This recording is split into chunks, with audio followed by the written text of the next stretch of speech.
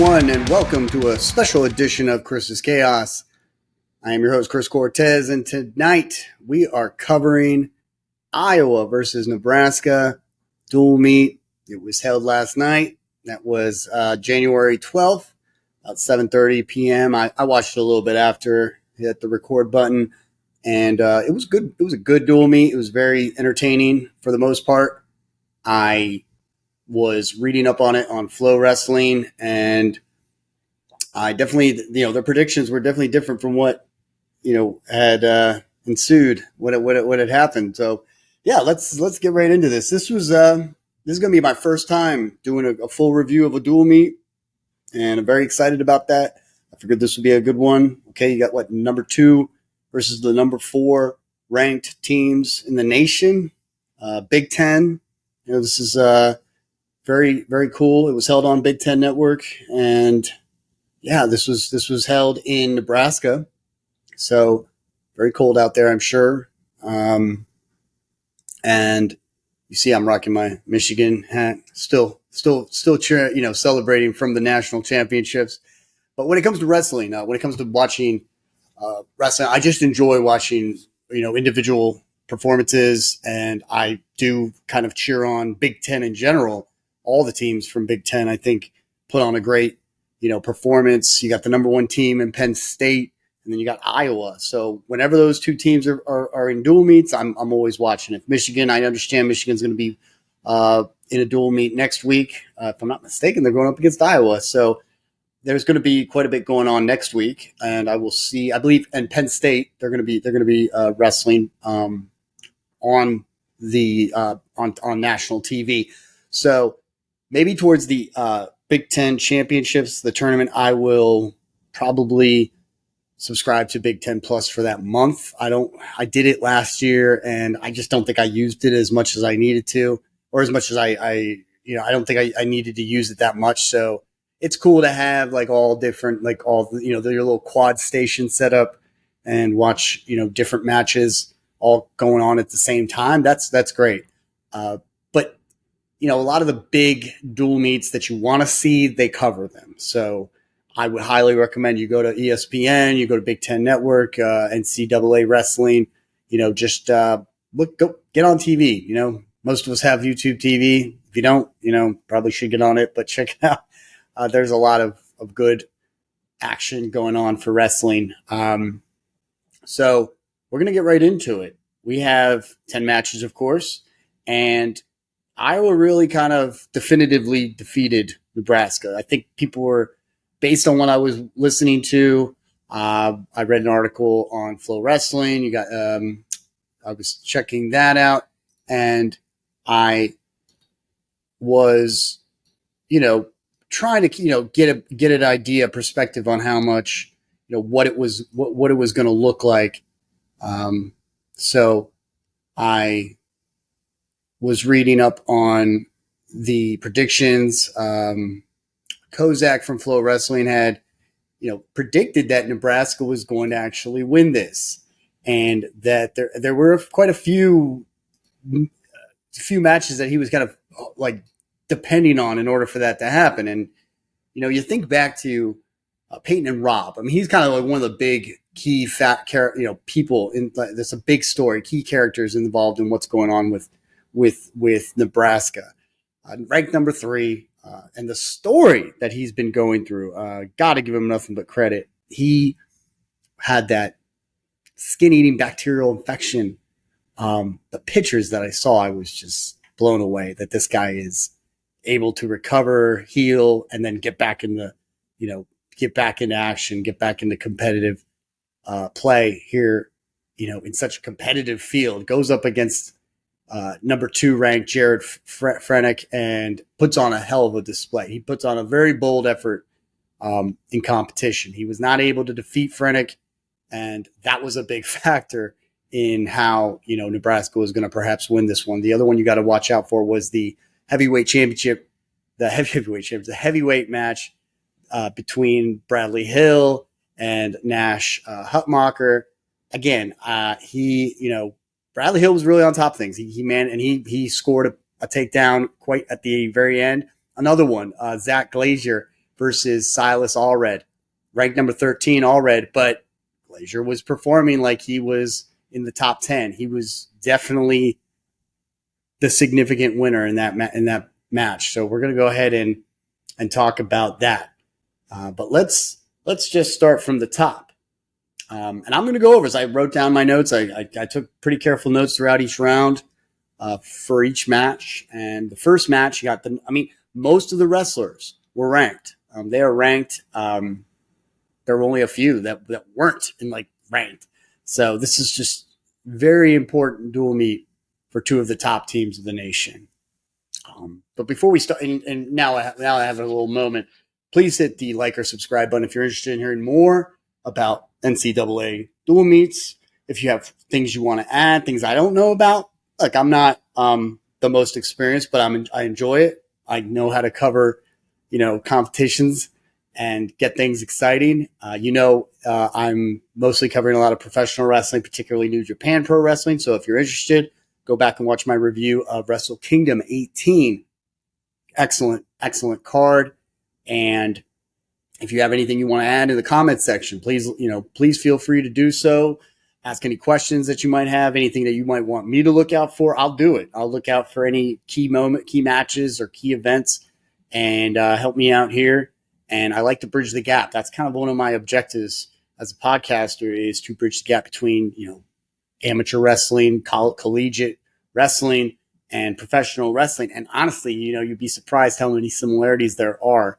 And we'll get into that one day. But the athleticism is really a key factor here. And we saw some amazing athleticism in this meet. So let's just get right off the bat. The 125 pounds, number ranked 9, Drake Ayala versus Iowa's Caleb. Sorry, that was from Iowa. Number 5 from Nebraska, Caleb Smith. Okay, right off the bat, this is a very competitive match, but we're gonna see, again, just significant amounts of dominance, if you will, definitive victories all around. But we'll look at each one and start out with this one. So it starts off a single into a wizard by Ayala to get the takedown just before about 1 minute and 38 seconds. A quick escape though by Smith to keep the riding time at about 4 seconds. And if you don't know, that's so important to discuss the riding time. It's an extra point, and it can be a deciding factor any given match. So it does play such a key role. So 3-1 shot from Smith, but a no-go. Ayala does get to slip his elbow around Smith for a single leg takedown, followed by another quick escape. And now 6-2. Start of the second. Okay. Start of the second round. Smith escapes. Ayala gets the right leg, holds on until they're standing in position. Great balance from Smith. He's got that leg hanging, and he's just standing on one foot. No points there. So that was great defense. Time expires just before Ayala could get another single leg. Smith gives Ayala the point though for neutral right off the bat. He wanted to go back to takedown, so he opens. He releases Ayala real quick. Ayala again with a single leg, but this time Smith rolls through to take the leg of Ayala. Finally, it's if it works, don't fix it. Ayala basically going for that single leg, but this time he's finally reacting with a counter. Rolls through. I think it was great. I think that Caleb Smith really, had to think about what he needed to do to fight off that single leg takedown. Again, Smith rolls through on the single leg, and then you get the whistle. Smith couldn't get a takedown as he is pressed out of bounds, and Ayala wins by decision. So that was that. Good start to this meet. So it's 3-0. And I was winning. So then you get the 133 pounds, number 9, Brody Teske, Iowa versus Jacob Van Diet. This was a really cool bout. I really like this one. Okay, make sure it should be Van Dijk, if I'm not mistaken. Yes, Van Dijk. You got some typos going all over the place for Flow Wrestling. They got him marked as Van D. but I'm almost positive it was Van Dijk. I think at one point I might have accidentally said Van Diet, but it's, yes, Van Dijk. So Teske with an underhook for a moment there, latching the arm. Teske collar out, tie to wrist. No points, though. The first 2 minutes of the round. Van Dijk with a great 3-point takedown, pulls the elbows down to a single, but grabbing the second leg and an escape from Teske to make it 1-3. Deep claw ride from Teske on top of Van Dijk, who looks to escape before he was out of bounds. Weight forward from Teske to keep him down, but Van Dijk makes the escape. 42-second riding time. Teske gets the leg, but Van Dijk holds on to the leg and somehow turns Teske over for a takedown. Van Dijk lets Teske go after he almost escapes. Teske fights off a takedown, but cannot hold on. 10-3 now. Van Dijk lets go to try for a final takedown. Time runs out. 10-3. Big win for Van Dijk. First win over Teske, as far as I know. First win over a ranked competitor. That much I do know. He was 0-5 against such an opponent. And, ranked 30 now over a ranked 5. That's impressive. So, very much looking forward to seeing more of that. Okay. And I was very impressed. That was very, very, very great match. Then you got in the 141, Real Woods versus Brock Hardy. Okay. A lot of people obviously favoring for Real Woods to win. The commentators are talking about how he's not going after med school in the near future, if not already. That's just really impressive to me, is to see this number 1 ranked wrestler in the nation also now pursuing his medical degree. And he had time off too. I mean, he was redshirted, I believe. And it's just the way he competes, the level of competition that he is at, in addition to everything else going on with his life, is a pretty big testimony to his work ethic and his drive. So I'm very proud of this guy. Watched him last year, very impressive. Looking forward to seeing him in the Nationals and the Big Ten championships. So that'll be cool. So you got the number 1 versus number 7 in Hardy. Hardy almost gets the first takedown, ends in no points. Woods gets the single leg, but a lot of pressure on the knee. Hardy rolls through. However, Woods manages to get the 3, and he holds on to gain riding time until the end of the first round. Very interesting. Woods on bottom gets the escape quick. Keeps 39 on the riding time, 39 seconds. Hardy looks to get his eye poked, though. It happens. You get a little eye poke. That happens all the time in the WWE. So, but yeah, and amateur collegiate wrestling is no different. 10 seconds left as Hardy goes for a shot, but cannot get the 3. 4-0, Woods. Third round, Woods takes the leg again, but he can't get the third until his arm's around a duck under for a sweet takedown. Very cool. Riding time over a minute as we cross the last 60 seconds. Another stall call at 38 seconds. Hardy gets the escape and holds on until they release with a few seconds left. Woods with a decision wins 8-1. Almost a major decision. Would have liked to have kind of seen that, but both wrestlers put on a great performance. They both did really well. Considering you got Hardy going after the number 1 against the number 1 ranked wrestler, and I think he did well. So things are still very close between Iowa and Nebraska at this point. Okay, we were looking to see if Nebraska could eventually turn this around. You got 149 pounds, Caleb Rathjen versus Lovett, Ridge Lovett, number 1 ranked wrestler in his division, in his weight class for Nebraska. Okay, he almost gets to the body for a takedown, but ends up out of bounds. 2 minutes off the clock, 0-0. So a great effort, great defense from Rathjen. No points that round. Round 2, Lovett on bottom rolls through, then switches position with arms to switch his way for 1 point. You got to kind of check it out. It's pretty cool. Warning for a stall on Rathjen, then another for the point for Lovett. So it's 0-2 Lovett by the end of round 2. Round 3 comes around. You got Rathjen calls for neutral. He needs a takedown. Lovett, 1 shot, then a cover attack and a scramble to somehow get a takedown. You've just got to see how he gets a takedown from thin air. And the commentators are just as impressed. Definitely think you should check out this match between Lovett and Rathjen, and just to see how Lovett is able to just pull the hat trick, right around while Rathjen is going after the leg. Riding time goes over a minute just before the match ends at 6-0. Lovett by decision. So Cool match. And now Nebraska's tying it up, like getting closer to tying. I mean, they're trying. This is still a very close meet. Number 2 versus number 3. Jared Franek versus Peyton Robb. This is kind of the match of the night. As far as the build, just a minute. Robb really looked like he had a takedown, but no. Franek scrambles. He holds on to the neck. He neck wrenches. Vicious by Franek. Franek is not, he's not going light on Peyton Robb. He's the number 2 wrestler. He's going to give him his all. After the review, there was no change due to no control. I don't think it was a good risk, though, to challenge that. So no points at the end of the first. It was really cool to look at.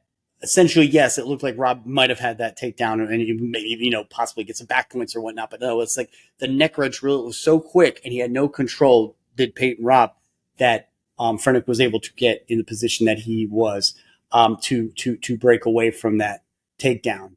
Not sure why Nebraska threw the brick. Probably wasn't the best call so early in this meet. But, just goes to show how much investment was going on in this match. Round 2, Franek at the bottom gets the escape after 13 seconds. Robb with a great shot grabs the other arm for a takedown, and Franek out just under 30 seconds. Riding time for Robb at 26 seconds now, so he's taking control. Third round, quick escape by Robb, cuts the riding time to 16 seconds. Franek takes the shot, but to go back up and goes against, again this time, more of the leg. He grabs more of the leg, but Robb breaks 3. Both have stalls. A double leg attack for a takedown by Franek down to 30 seconds. Robb rolls through out of bounds. 16 seconds to go. If Peyton Robb could get out, then it would be tie. But no, 16 seconds he could not get. The crowd is really cheering on Peyton Robb, but Robb cannot break free. So it's a 5-4 decision. Winner Franek. Really close match. This was a great match. And it just is just kind of a glimpse into the championships. You're going to see 2 of these guys possibly in the semifinals. So really, really want to see these 2 go at it again. Because I think Peyton Robb really, gave Franek a run for his money. Both guys, impressive, very impressive. Love watching these 2. I have to say that, 149, 157, and maybe 141 are my 3 favorite weight classes. It's not like, people mostly will tell you that the lighter heavyweight, the lightweight classes are the more exciting, fast catch can. I do like the 165, 174. Of course, Carter Shirachi is definitely it's definitely entertaining to see, and to see the strength, kind of the test of strength between wrestlers at the heavier classes. My nephew wrestles for a heavier class, and in like he wrestles for like 184, sometimes even 197. I would say that he should be at 174. But it's definitely interesting to see that there are different approaches to getting your points in the heavier classes, and we'll talk about that when we get to the heavyweights. So yeah, let's get into the 165. Okay, this was a good one. Michael Caliendo versus Antrell Taylor. Taylor, ranked number 16 versus the number 7. Taylor, he definitely shows his experience in that it is not quite on the same level as Caliendo, but the athleticism is incredible, impressive. The way he's able to break free of takedowns and holds, he is got a bright future ahead of him in his wrestling career. So I really do appreciate Antrell, see what he's going to end up doing. Is Antrell. We'll see what happens. Mr. Taylor, number 7 versus number 19. Caliendo, cat and mouse to Taylor, just chasing after Taylor. Nice double arm takedown by Caliendo. Caliendo. No, it's Caliendo. Sorry. Yeah, I got a little typo here. And now on top, but Taylor quick to get out. Nice escape. Gets under the arm, getting to his feet. Taylor's quick to escape. I like that. Round 2, an escape and a double for another takedown for Caliendo, though. This time Caliendo controlling the top, and Taylor can't stand out like before. After all the energy, exuded from Taylor, at this point Caliendo is still in control, and he's really showing it. So 7-1. Restart to the center. Taylor out just about 50 seconds. So good on him. 7-2, but the riding time is at 1:11 for Caliendo. So he's going to get that riding time point unless Taylor is able to, last on top. Third round, Taylor on bottom makes a quick escape. Riding time now 1:20. 7-3. Taylor defends against a takedown, slides his leg out, and another single leg though at 20 seconds. So left, but Taylor drops his hips, avoids points. And that was really impressive. So again, his defense is really good in Taylor's. But in the end, 7-3 winner Caliendo by decision. Iowa leads 12-6. Still, Nebraska has a chance to kind of get things back in gear. Okay, if they can get, and we'll talk about that. This match right here is the one that I really was impressed with Bubba Wilson and Kennedy. But this was the match that if we could just get a decision, it would have made a difference. But we're going to get down because even Aiden Riggins versus Lenny Pinto, that's going to be an important one as well. So 174, Kennedy versus Bubba Wilson. Bubba Wilson ranked number 30 in my books. They're Flo Western is saying number 19, but I'm going to trust Big Ten Network. Almost gets the shot as Kennedy slips away. Nice shot leg. Scooped up at 125. Gets the takedown. Then Kennedy with the escape after 9 seconds. It's 1-3. Kennedy gets a double leg, though. Takedown of his own. Holds on to gain 16 seconds on the riding time. 4-3 Kennedy. Round 2. Kennedy holds on but lets Bubba go with 48 seconds. Wilson with the escape, but a stall call on Wilson on a technicality. Okay, that was very interesting. Then you got, so it's 4-4, a shot by Wilson, but nice takedown, nice down block by Kennedy to give up no points at the end of round 2. So third round, Kennedy on bottom with a quick escape, only loses seconds, then gets the leg attack to a takedown. It's now 8-4 Kennedy. Bubba escapes and darts in for a shot, but Kennedy sprawls. Beautiful. Another shot from Wilson at 103. And Kennedy steps around, picks the ankle, but Wilson defends at the crotch with a cradle lock. Looked good. Kennedy single leg fought off by Wilson. Riding time goes to Kennedy. 9-5 decision for the win for Kennedy. Iowa now 15-6. Nebraska's still not out, though. So 184, Aiden Riggins versus Lenny Pinto from Nebraska, the number 3 ranked. So we're all expecting Pinto to win. But really, it's all about how he wins. How many bonus points can he get for his team? So Pinto almost hits the single leg, but Riggins holds on. Pinto takes the leg, this time getting behind. Riggins fights off with his arm behind. No movement, goes back to neutral. So Riggins this time passed. The underhook takes the leg out of bounds. Riggins takes the leg, but to no avail. So round 2. Pinto on bottom makes a quick escape after 2 seconds. A shot from Pinto in a cradle attempt gets the 3. Escape for Riggins. 18 seconds on the riding time for Pinto. Great shot from the underhook. Again, an escape from Riggins, but before the end of the second. Now it's 7-2. So very good on Pinto. Third round, escape from Riggins for a point. Pinto with another takedown. Early release and into another. Now you know he's going after those points. 5-3. 13. Pinto goes for another, but Riggins fights off, but only until the last 2 seconds. This is really cool. Pinto gets the last takedown to take it to 16-5. Major decision. That is a 4-point win. Now it's up to the last 2 Huskers to get at least the decisions for Nebraska to win this meet definitively for 1. So it was down to the last 2. Okay. Yeah. It was down to the last 2.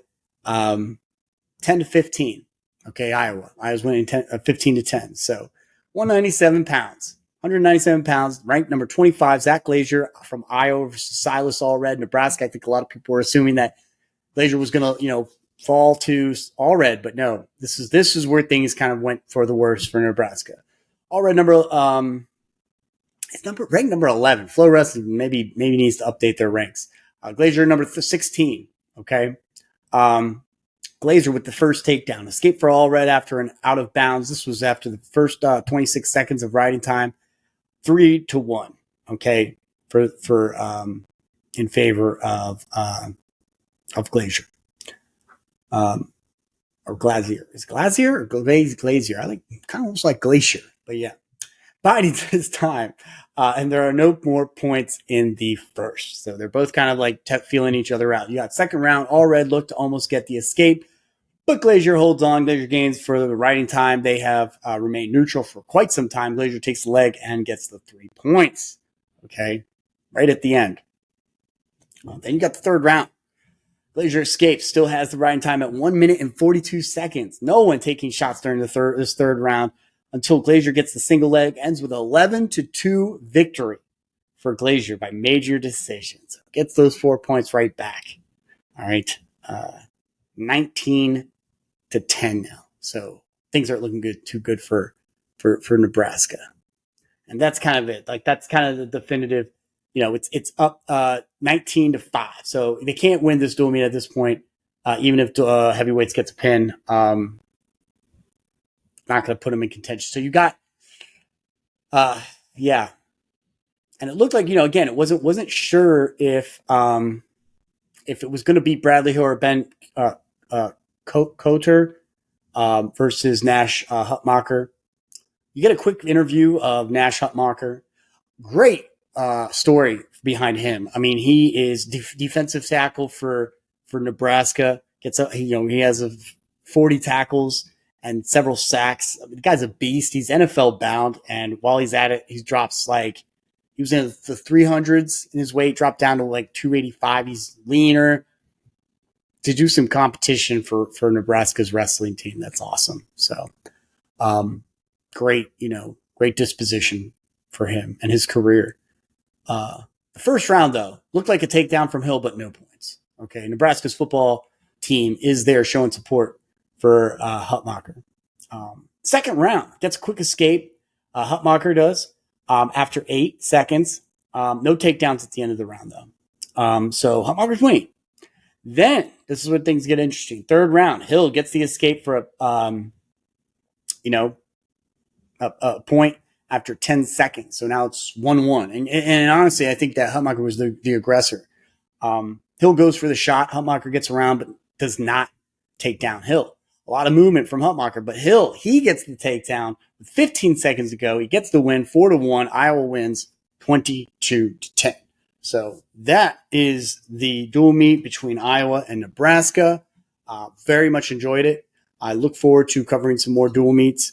I want to see who it's going to be I want to make sure I know Michigan is going to be they're going to be on TV next Friday, if I'm not mistaken. So let me just take a quick look. Okay, on Monday it's supposed to be Minnesota versus Iowa. Okay, on Friday it's going to be Penn State at Michigan. Those are going to be big ones.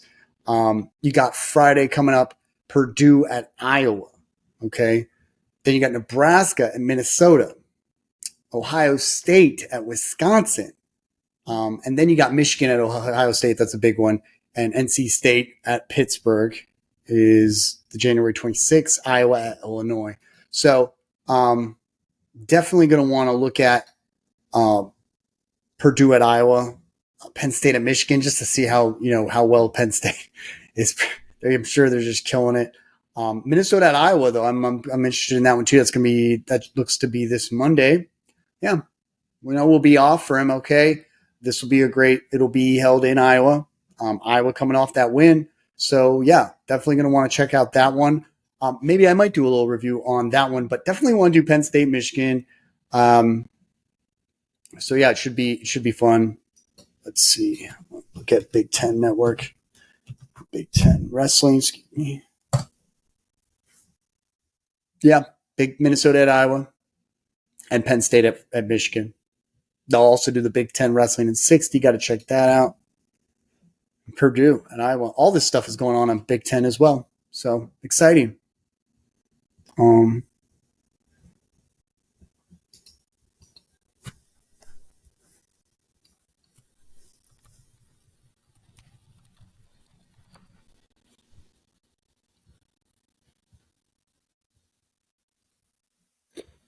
Yeah. Real big focus on Big Ten. right around this time. Really looking forward to that. I love it. Can't get enough of it. So yeah, I will be doing a review of hopefully definitely my next one for collegiate wrestling will be for Michigan and Penn State. I think that's the one I'm going to need to focus on, and that'll be cool. Nice little review, kind of like this one. And again, if you're interested in subscribing, please hit the like or subscribe button for at Channel Cortez 33, and you can catch me on Instagram and Twitter at Channel Cortez 33. Same thing. And if you are interested in checking out my pro wrestling podcasts, I got one hopefully coming up again for New Year's Dash, and I need to do one for the for a new beginning. Okay, so that should be good. Yeah, and yes, it's you got your 3-day weekend, taking things easy. Got a couple clothes for the new year, some work clothes. Gonna play a little Path of Exile. Gonna enjoy some football. We got the Texans and the Browns facing today at 4:30. So yeah, I know I said at night while I was here at night, but probably by the time I get this thing edited and get it out to you, it will be nighttime. And another big match, big game, Kansas City versus Miami. That should be good. I want to see. Whenever I start thinking of something, I'm like, who is playing today? But obviously, I know Texans and the Browns are playing, and the Dolphins and the Chiefs. Yes, that sounds about right. So 8:10, two big games, and then tomorrow, my Lions at 8:15 will take on the Rams. You got the Cowboys and the Packers. Okay, and then on the 15th, okay, you got. It is such a football filled weekend, and it's perfect for MLK weekend. We'll all be off. Steelers and the Bills. It's my wife's teams. The Steelers will take on the Bills in Buffalo, and it's supposed to be like -2 degrees up there. So that's ridiculous. Good luck to them, to both teams. Eagles and the Bucks. That'll be a good one. 8:15. Hey, while I got you here, I might as well make a little quick prediction. I'm telling you right now, I'm going for Texans. I wouldn't be surprised if the Browns win. But I like Texans. I think CJ Stroud is a beast. Between the Dolphins and the Chiefs, got to go with Dolphins. I mean, I think their time. I mean, the Chiefs are a great team. Patrick Mahomes, great quarterback, but kind of at the end of his, that super run that he has. Not saying that he can't pull another one out the hat. There's no, can't count him out. Packers and the Cowboys. I think I actually want the Packers to win, because that will take out the highly ranked Cowboys. Let's get them out of there. But wouldn't be surprised if the Cowboys win. Going for my Lions. Not even gonna joke about that. Hoping the Steelers beat the Bills for the sake of my wife. But the Bills definitely are a strong team. And the Eagles and the Bucks. Eagles are gonna probably win. So yeah. Should be cool. All right, guys. It's been great. I will, probably edit this thing down to about 25 minutes or 30 minutes, because I know there are little breaks in here and there. But again, I hope you have a great weekend. Enjoy the sports. Enjoy your weekends. Enjoy the, things that you get to do with your friends, family. And I will see you next time. So have a good one.